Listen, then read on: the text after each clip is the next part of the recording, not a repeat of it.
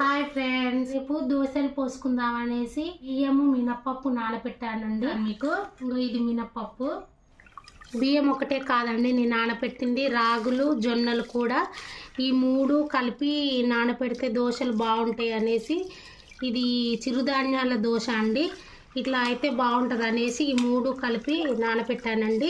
చాలా హెల్తీ ఉంటుందండి, ఇలా చేసుకుంటే బాగుంటుంది అనేసి ఈ విధంగా నానబెట్టుకున్నాను.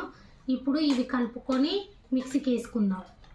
గ్లాసున్నర బియ్యం కలిపానండి, సగం గ్లాసు రాగులు జొన్నలు నానబెట్టాను, మొత్తం 2 గ్లాసులు నానబెట్టానండి. మినపప్పు కూడా చాలా పడ్డది. ఇప్పుడు ఇవి కలుపుకొని మిక్సీకి వేద్దాం.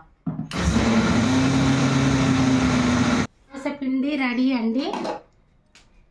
ఈ కన్సిస్టెన్సీలో ఉంటే సరిపోతుందండి రెడీగా. ఇక ఈ గిన్నెలో వేసుకుందాం. అలాగే మిగతా పిండి కూడా అలాగే పట్టుకుందాము, పూర్తయ్యాక చూపిస్తాను.